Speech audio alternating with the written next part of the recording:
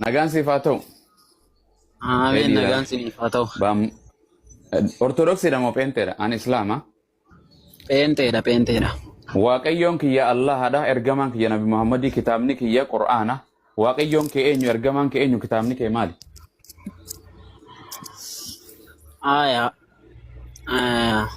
Waaqi tokkuma jira. Akkasiin hin jenne. Waaqa meeqa jira siin hin jenne afaan Oromoo. Waaqni nan waaqessu Allah jedhama.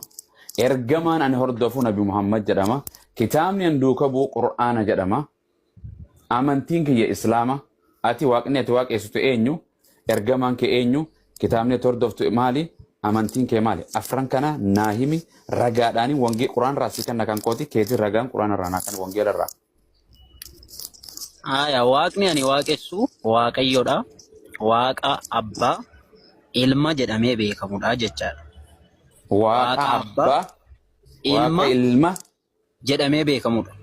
Jedhamee lamaan kana waaqessaa jechuun walitti.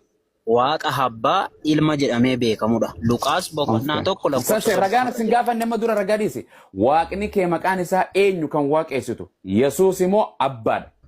Naatiifis dura. Abbaanis ilmis tokko adda baasuun hin danda'amu. Ansan siin hin jenne. Waaqni meeqa? Tokko. Tokkichi san Yesuus immoo abbaadha. Abbaadha.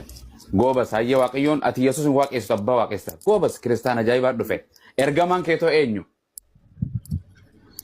Ergamaa otoo hin taane hojjetaan hamanamaan. Ana hojjetaa sin gaafanne hojjetaa sin ergamaan kan Waaqayyoon si erge dubbii itti kennee barsiisi biyya lafaa jedheen ergamaan kan kee eenyu? Yesuus. Yesuus ergamaadha. Ameen. Furanne Allahu Akbar. Allahu Akbar. Waaqayyo guddaadha. Haleluuyaa. Waaqayyo abbaa qofa waaqessa. Ergamaan isaa Yesuusi. Kitaabni ati duuka buutoo kitaaba 80 takkaati moo 66? 66. Goobas. Amantiin kan kee Islaama moo Kiristaana moo Pheenxe moo Ortodoksii? Pheenteedha. Goobas. Ragaan si gaafadha amma kanaa wajji. Ragaan si gaafadha. Waaqayyo abbaa qofaatu Waaqayyoodha kan jedhu naa kanne wangeela irraa ragaa. Waaqayyo abbaa qofatu. Waaqayyo tokkicha dhugaati kan jedhu. Waaqayyo tokkicha kan jedhu. Ana akkas jenna. Waaqayyoon tokkichi abbaa qofa kan waaqeffamu takka Waaqayyoon tokkichi dhugaa abbaa qofa kan jedhu naa kanne wangeela irraa.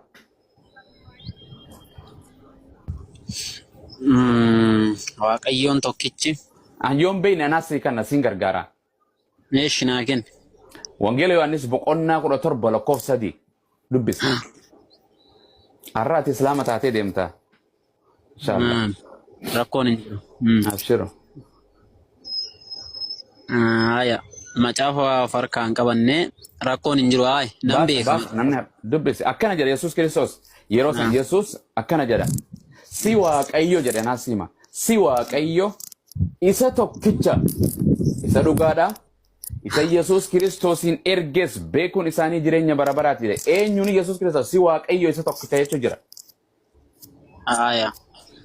Eenyuun jedhe? Yesuusitu waa abbaadhaan jedha mitiire? Si jedhe amma fakkeenyaaf Deevid sihi suma qofa si dhugaa dubbata suma jedhe si eenyutiin dubbachuu jira? Anatti dubbachuu jirta jecha. Goobas Yesuus biyya lafaarra taa'e si Waaqayyo isa tokkicha isa dhugaadha. Isa Yesuus Kiristoosin erges beekuun isaanii jireenya bara baraati jedhe. Waaqayyoon tokkichi dhugaa eenyu? Ergamaan sanoo eenyu? Yesuusin erge. Waaqayyo tokkichi dhugaan Waaqadha. Tokkichi si Waaqayyoon eenyu jechuu jira? Eenyutu si Waaqayyo jechuu jira? Yesuusidha. Goobas eenyuun si Waaqayyo jechuu jira? Abbaadhaani. Goobas si Waaqayyo isa tokkicha tokkichi atumaatu tokkicha Waaqayyo tokkicha eenyuun jechuu jira Yesuus? Waaqaan jechuutti jira ka abbaadhaan. Goobas. Okay. Yesuusin kan erge beekuun isaaniitis jira. Eenyutu Yesuusin erge? Abbaatu erge. Goobas. Okay. Yesuus ergamaadha moo Waaqayyoodha? Eeshigaa Yesuus ergamaadha moo Waaqayyoodha kan jedhu kana keessatti ragaas waan eega yoo waan afaanii naa himtee fudhachuu dideen ragaas gaafadha malee yoo nakki jibde ragaas gaafadha. Yoo dhugaa kan dubbatu taate ragaas gaafadha. Akkasii miti kaa amantiin loojikii miti amantiin ragaadhaan deema. Loojikii sin gaafan waan jedhe Yaada sammuu miti. eenyutu Yesuusin erge? Yesuustu Yesuus erge moo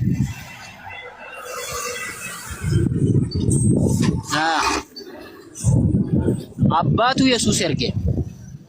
David? Wait. Abbaatu Yesuus erge. Innis wangeela La Yohaannis. ilaha illallah rasulullah. Wangeela Yohaannis Waan jedhe boqonnaa tokko lakkoofsa tokko irratti maal jedha? ansa singa ragaa sin gaafanne aboo niin beeka ragaa singa aboo ragaa sin gaafanne bismillah. Eeshi wal dhaggeeffachaa deemu wayyure wal dhaggeeffanne ani si dhaggeeffadhe deebii sii kennaan jira bar. Deebii sii kennaa si dhaggeeffachaa rakkoon qabu si formu. Wal dhaggeeffachaa wajjin deemna. Ay nama tola wangee gula labanii. No ani lallabaa miti.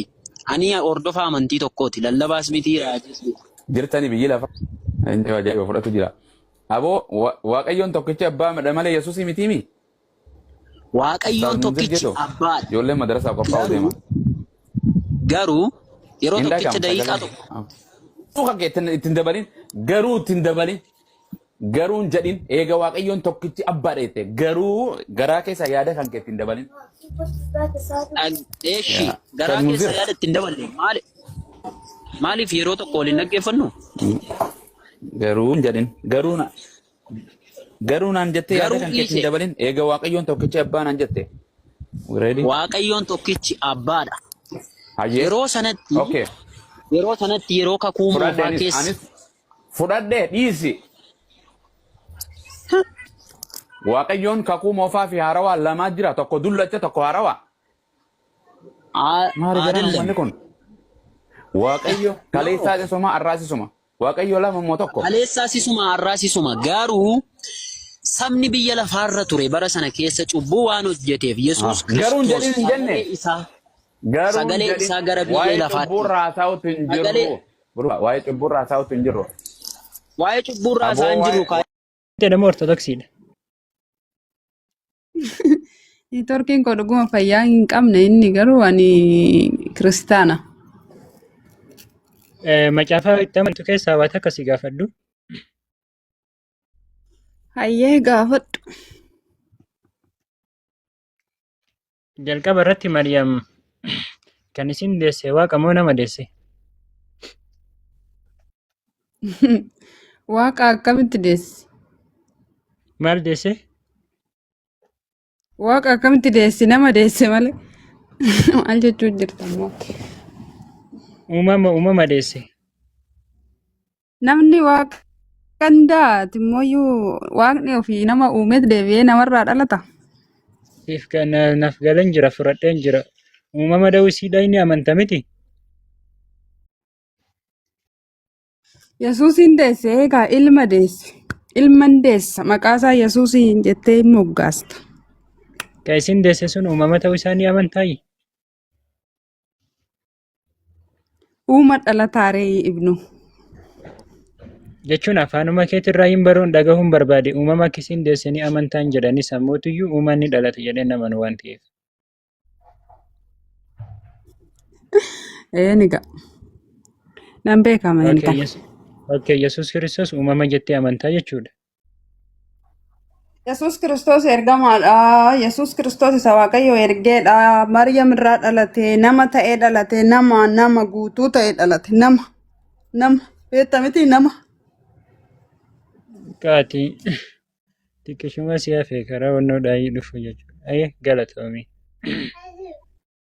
Okay, ilma waaqaa jechuun maal jechuudha? Ilma waaqaa jechuun nama jaalala Waaqayyo raawwatu jechuudha. Okay, ayyee shi galatoomii. Duuba maaliif karaa islaamummaan dhufne?